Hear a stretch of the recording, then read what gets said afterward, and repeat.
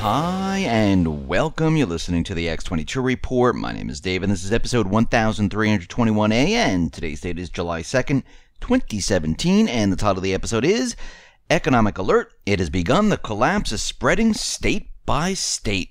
Now, before I get started, I just want to make an announcement. On Saturday, I uploaded an interview with V, the guerrilla economist, and CJ, the producer. It is on the X22 Report Spotlight YouTube channel. So if you go over to YouTube and you type in X22 Report Spotlight, it will bring you to that video.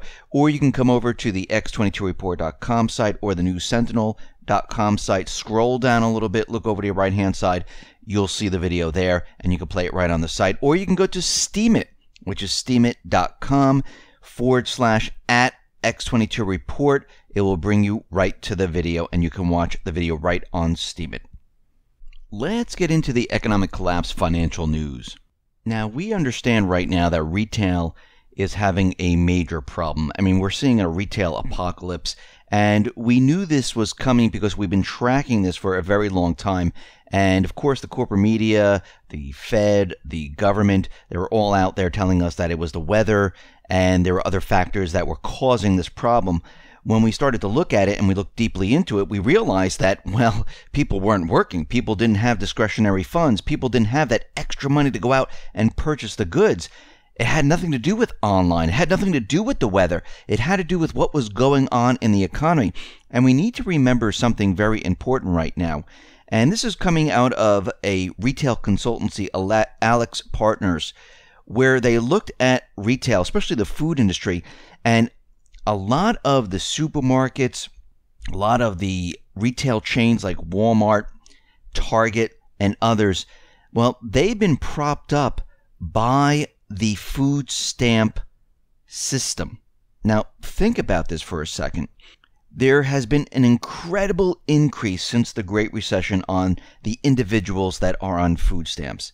Now, the reason these individuals needed to go on food stamps is because the system that we are in today does not produce jobs, does not produce the jobs where you can go out and make a living and you're getting that full-time, high-paying job. We know that manufacturing has been decreasing.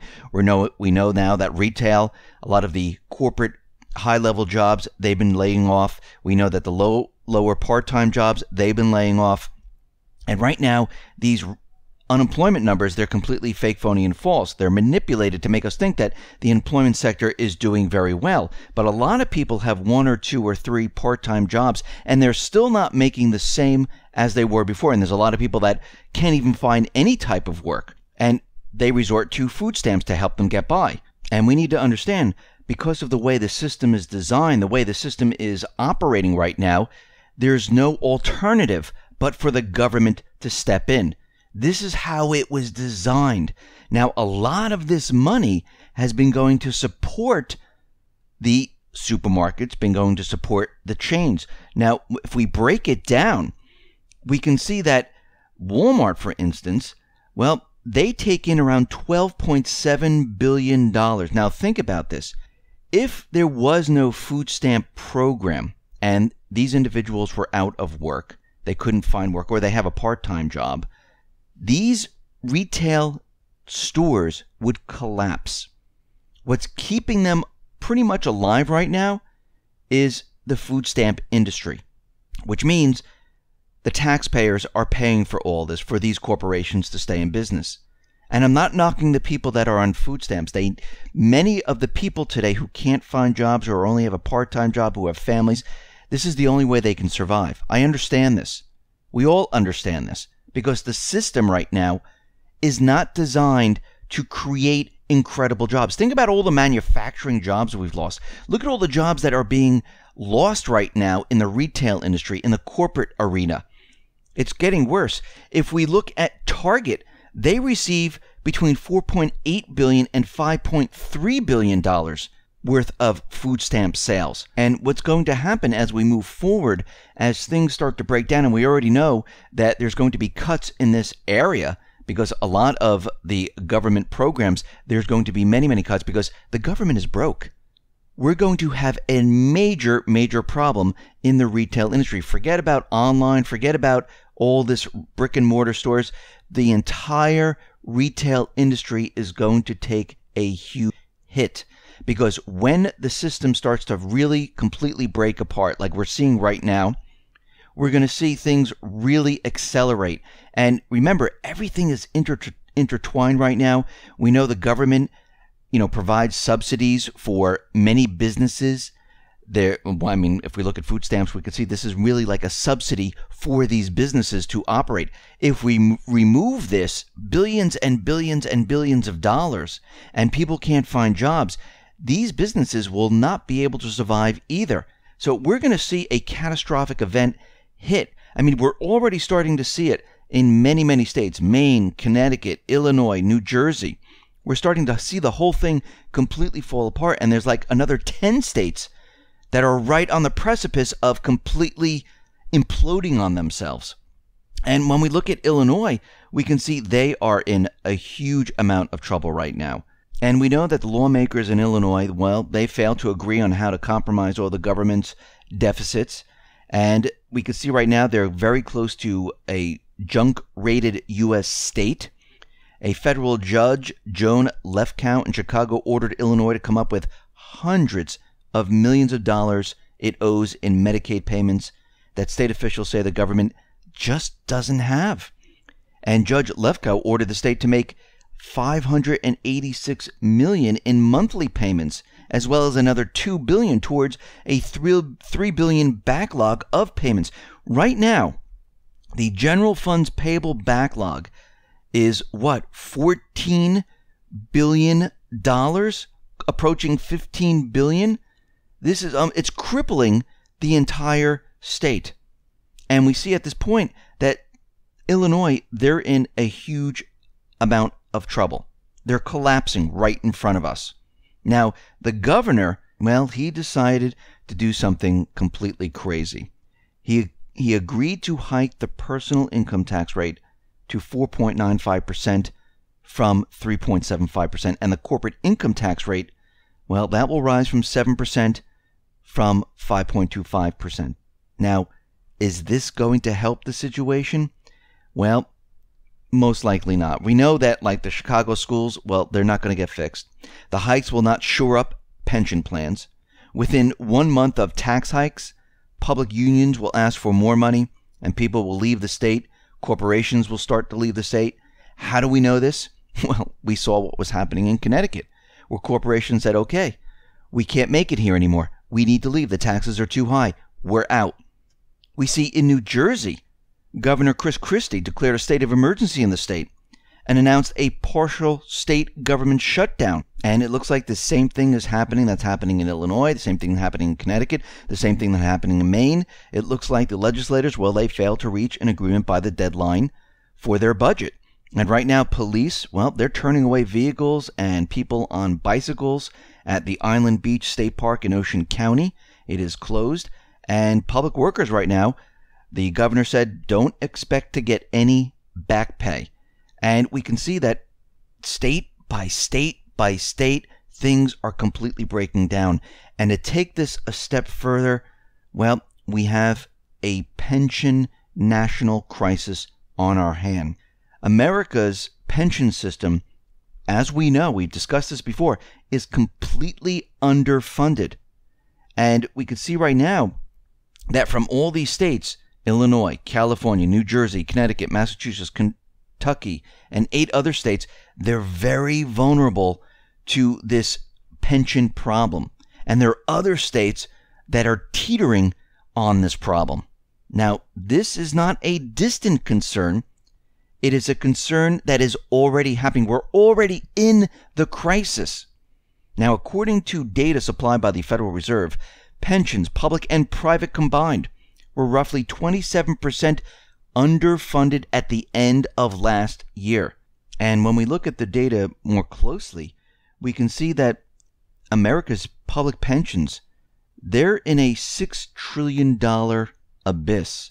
I mean, it's absolutely ridiculous. Now, remember, these pension systems, they were built upon the idea that these investments were going to yield around 7.5% annual returns.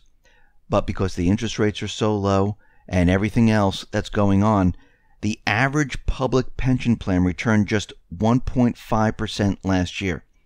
The pension crisis in America is a silent crisis. No one's really talking about it until it actually hits. And we can see that Illinois is going to have a problem. Maine is going to have a problem. New Jersey is going to have a problem. California is going to have a problem. Connecticut's going to have a problem. Massachusetts is going to have a problem.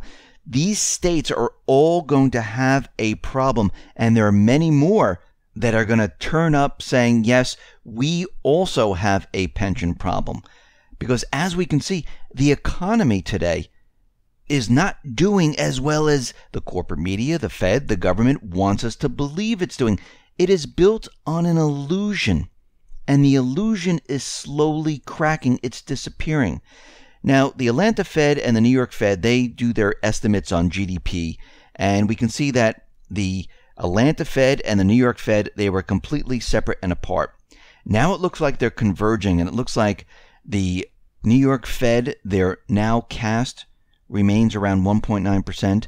The Atlanta Fed, their GDP now, well, it has dipped to 2.7%, and it looks like both of these numbers, they're coming to a point where their huge spread before, where one was at like 1.5%, one was at like 3%. Well, that spread is now narrowing, and we're coming to a more of a estimate that reflects what's really going on. Now, remember, this is still manipulated. This is still not the real GDP numbers. And even if we meet at 2% or 1.9% or 1.7%, what they do is they play with the numbers, they revise numbers, and we can see this is what they did to the first quarter. They revise the numbers, and they create the illusion that now the GDP numbers are in line with what the economy is doing. And again, the economy is nowhere near that 3%. We're so far below that, and this is completely manipulated. We need to remember, they recalculated the GDP. Going back to 1929, they added research and development and other things, and they recalculated all the way up to the present time. They also included Obamacare, the Obamacare tax, anything that they can throw in there to make the numbers better. This is what they did, and then they go back and they revise the numbers to make it look like it's a lot better than it really is. But what we see the Fed doing, what we see the corporate media doing right now, they're building the case to convince us on one hand that the economy is fine. This is what the Fed does. They tell us that there's, no recession headed our way. There's no collapse headed our way. We're not going to see a crisis in our lifetime. This is what they said back in 2008. They were not forecasting any type of recession. Janet Yellen today said she doesn't predict any type of crisis within our lifetime. So we can see this is what the Fed does. They pretend, they keep us in this illusion that everything is fine. Then we have the corporate media, where part of the corporate media, they're on track to say that, because of Trump's policies and what he's doing, the economy looks like it's slipping. It's not doing as well. And I see in Time, they're talking about climate change. And they're saying how climate change, since we backed out of the climate accord, this could spark another great recession. I mean, think about what they're saying right now. They're grasping at anything they possibly can to convince us of why this economy is going to fall apart. We know why it's going to fall apart. It's built on an illusion. It's built on one gigantic manipulation. Think about what the corporate media did back when retail wasn't doing well, and everyone believed it, except us. I mean, just think back to those times after the holiday season, like in January, February, where they said, well, people didn't go to the brick and mortar stores because it was snowy, it was rainy, it was icy. And of course, this was only happening in one part of the country. The rest of the country was sunny and beautiful, but they tried to convince the country, the world, everyone, that retail wasn't doing well. The holiday season wasn't doing well because it was either too warm or it was too cold, and this is why. Then they went on to, well, everyone is moving to online sales, but when we took all the numbers from online sales and brick and mortar stores and combined them, sales were not really up, because if everyone was switching from brick and mortar to online, the entire retail industry should be incredible. Not happening. All that fell apart. Now they're trying to make the excuse of why the economy is going to be falling apart. And they're saying, well, it's because of that policy. It's because of the cuts in government. Well, it's because climate change. They're trying to create a narrative of why this economy is going to fall apart. This is what we're seeing right now. But we've been following this. We've been tracking this. We know exactly what is happening. We know what the Fed is up to. We know what the corporate media is up to. We know the economy is not doing well, and it hasn't been doing well since 2008. We know the whole thing has been built up and propped up with stimulus. We know the Fed has been dealing in the markets. We know that other central banks in other countries have been dealing in the markets. We know that QE has been pushed from one country to another to keep everyone confused. We know there's a huge amount of treasury bonds that are being purchased. And we know that all these numbers are completely manipulated. The only thing they can show us is the stock market, the NASDAQ, and everything else on how that's improving. But everything else behind the scenes, it's all falling apart. And it's starting to show up in the States. It's showing up in retail. It's going to be showing up in housing. It's going to be showing up in the automotive industry. It's going to be showing up everywhere. And all of a sudden, in all these different sectors, it's all going to come crashing down just like it did in 2008. And it will then pull the market down because no one then will believe it. It will not make any sense. So get prepared. Listen, everyone, thanks a lot for listening. Be well, be safe, and especially be prepared. Thanks a lot.